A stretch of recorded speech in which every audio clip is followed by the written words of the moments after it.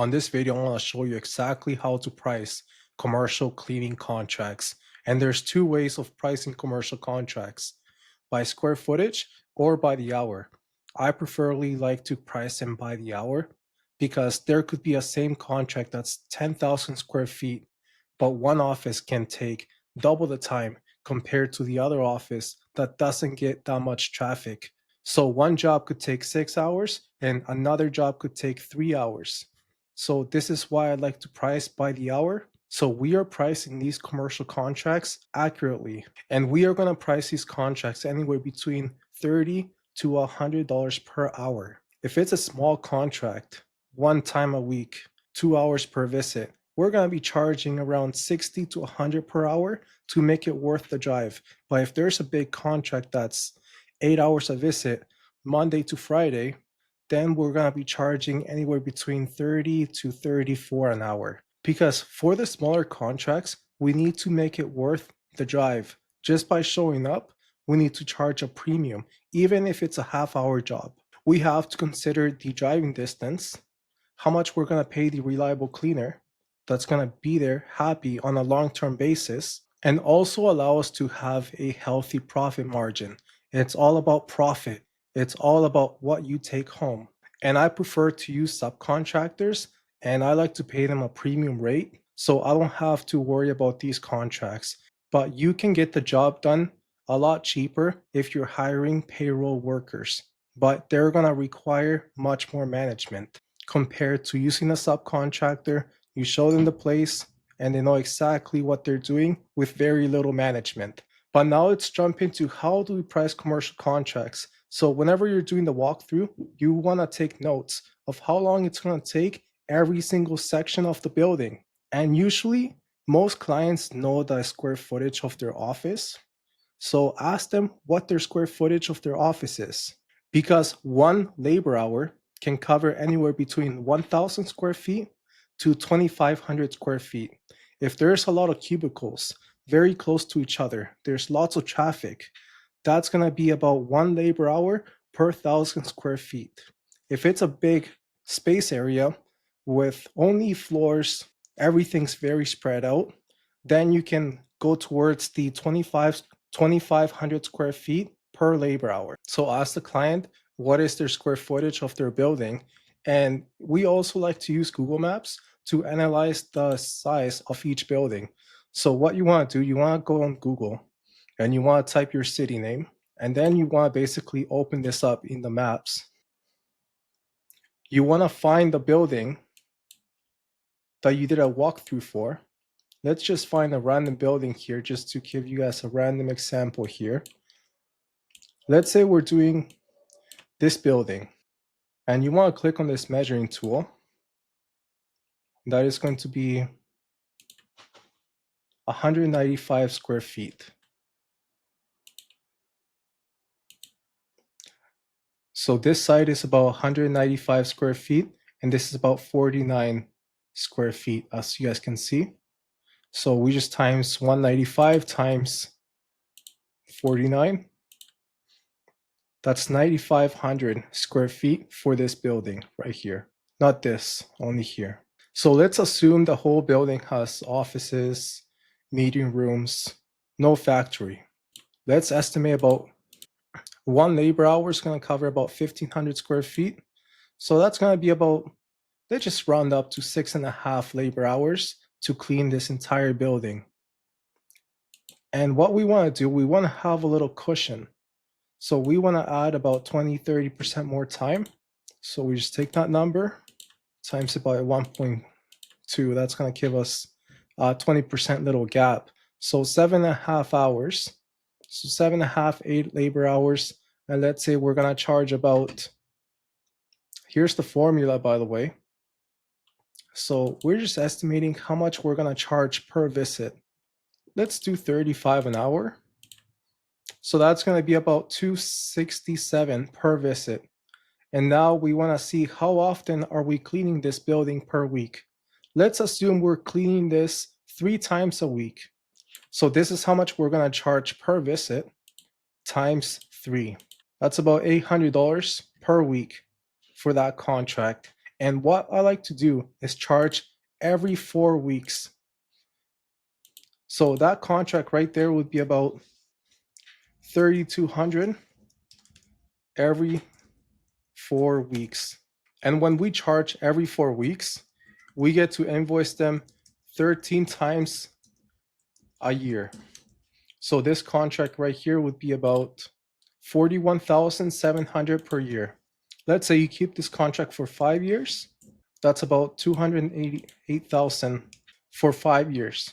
Almost a quarter million just with one cleaning contract. And most corporate buildings, they're expecting net 30 policy terms. And that means they have 30 days to pay after you send them the invoice. Sometimes you can negotiate net 10, net 15.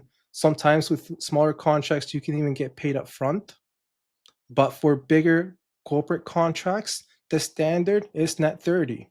Sometimes you can negotiate that, that's fine, but that is giving them a reason not to go with you. And a way to combat this is to simply send the invoice right away. You don't have to send the invoice at the end of the month. We want to send the invoice right away, and then the subcontractor sends us their invoice at the end of the month, and we pay them 10 days later. So the contractor is going to have net 10 policy terms. So the goal is to get paid first, and then we pay the subcontractor. So we're always cash flow positive. And I like to charge every 4 weeks because it makes the invoice seem a lot smaller. In the past, I lost multi six figures by charging every month. So by charging every 4 weeks, you get to be a lot more consistent with the invoicing, and it appears like a more attractive number. If you were to invoice once a month, if you were to invoice once a month, you need to times your weekly total times 4.333, because some months have 5 weeks in them and some months have 4 weeks in them. On average, a month has 4.33 weeks in them. So if you're invoicing this client once a month, you would have to invoice them almost 3,500 compared to 3,200.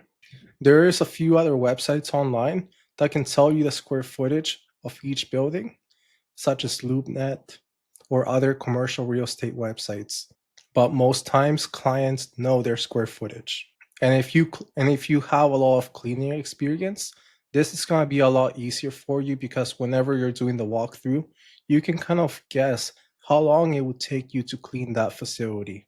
And remember, first time always takes double the time. But once you build a schedule, everything becomes a lot easier. But the goal is to have the business work for you. So put a cleaner in place, let them clean, and focus your energy on growing the business until you have a machine that works for you. You focus on cash flow, and then you systemize and you copy and repeat. And whenever we're giving the final number to the client, we always like to round down a little bit. So if it's 3,000, we're gonna do 2,995. Or let's say if the total price is 3,500, we want to do 3,495.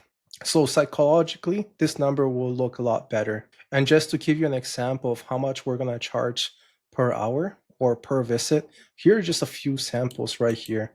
So a 1 hour contract per visit, we're going to be charging about 80 to 100 per visit. If it's 2 hours, we're going to be charging about 115 per visit. If it's 3 hours, we're going to be charging about 150 per visit. If it's 4 hours per visit, we're going to be charging about 170. If it's 5 hours, we're going to be charging about 200. And anything over 6 hours per visit, we're going to be charging 35 per hour. That is a rough estimate. It can slightly change based on where you are and which specific city you live in. And with all the inflation going on, these prices will rise in the near future. So this is just a rough estimate. Depending on where you are, Australia, Canada, the UK, US, usually we like to look at the minimum wage in our specific city, and then we like to times that by 3. So let's say if the minimum wage is $15, we always want to aim for a $45 average rate. average. So that can be a little down, a little higher, depending on each contract. But before we give the final price to the client, we want to estimate our expenses. Usually, cleaning supplies, it's about less than $500 per contract, depending on which vacuum you buy. But the ongoing cleaning supplies, they're very cheap, like 1 or 2% of the contract. Floor solution or disinfectant, you buy a big gallon for $10, and that's going to last you a while. So the cleaning supplies are not that expensive. And usually we like to tell the subcontractor to restock on those cleaning supplies, and they can cover that. Or if they're being a little annoying with it, we can just tell them, give me the receipt and I'll just add it to the next payment. But going back to the pricing, always estimate how much you have to pay a subcontractor to keep them there happy on a long term basis. Make sure they live near the contract. That helps a lot with retention. And simply calculate how much you would have to pay them to keep them happy on a long term basis. And remember, if it's only a 1 or 2 hour contract, we have to pay them a premium rate just to get them to drive out there.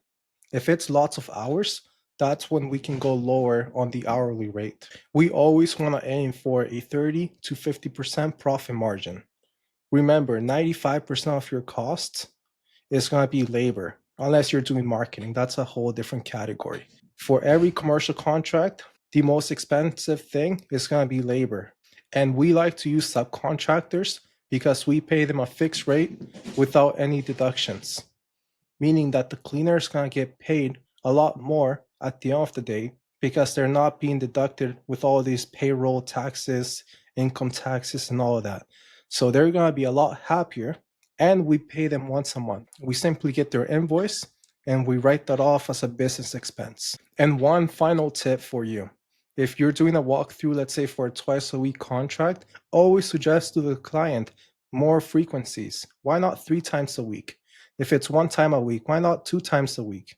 If it's bi-weekly, why not once a week? So always give suggestions to the client. And whenever we're submitting these proposals, we want to send 2 separate proposals, one for the original estimate and the other one for a suggested estimate. So if it's once a week, we're going to send them another proposal for twice a week cleaning, and we're going to give them a little discount. But remember, contracts are not won by being the cheapest one. They're won by being the best one. And for that, you need to follow a sales process. But just to respect your time, we're going to go over that in a different video. Before we wrap this up, if you want this document sent to your email, it's going to be on the description below. Just put your email and I'll send it right over to you. Before you leave, I know that you're trying to grow your commercial cleaning business and you have 2 routes right now. You can do everything yourself, make multi 6 figure mistakes, spend several years guessing how everything works, trying Google Ads, wasting thousands of money, trying the VA system, wasting money and not getting results, doing emails and they all go to the spam folder, doing walkthroughs and the client goes with someone else because you didn't follow a sales process, or losing contracts because you didn't have any retention practices, or having employees screw you over because you didn't do the right screening process. Remember, guys, the whole journey has already been done for you, but you have the choice to do everything yourself or simply work with the expert. And this is what I'm offering to you. Do this the right way from the start. Start getting results right away instead of wasting years and wasting hundreds of thousands of dollars in mistakes. And not only that, but opportunity cost. Every year you don't make 7 figures, you're losing 7 figures. Over 20,000 labor hours behind developing the business infrastructure, the SOPs, the systems, everything. And just to give you guys a quick little sample here, you can see all of my client testimonials of people who are already doing 50, 100K a month and beginners. So if you want to get commercial cleaning contracts and grow the business strategically, this is the best thing you can do. The best investment you can make is in yourself. Remember, you need to multiply your cash flow and then you become an investor. So you can see all of the client testimonials right here, different client results. There's so many that I don't want to bore you with the small details, but if you zoom in right here, one of my clients just closed 3 contracts in 1 month, and then another contract the other month. If I go on my WhatsApp right now, I'm just going to blur some of the messages here, but you can see one of my clients here, Shiva. We're going over this contract, assisting him with the pricing, 7 days a week, 4 hours, 2 people. That's a big contract. Another client right here, just saying thank you for the program. And you can see different pricing questions right here. So many different clients. Grayson here. Look at that. December, 42,000. January, 38,000. February, 41,000. Before we started working together, he was doing about 20,000 a month. And literally, as soon as we started working, I went over his Google Ads. We optimized it. It's working perfectly now. And just within 60 days, he doubled his revenue. There are just so many different clients here. And you can also see that you're working one-on-one with me. You're not being sent off to my assistant, assisting you with questions.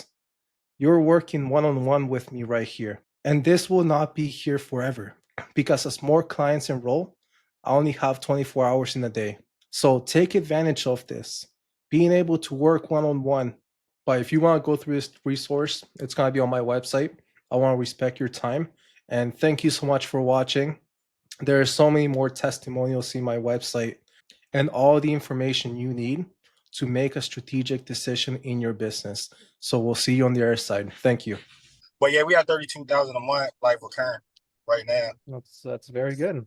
Very good. I saw you just secured 3 buildings. Yes, yes. Congratulations. And it should double in 6 months. Congratulations. Thank you, thank you. It's been a while, but like, how big was that contract we last talked about?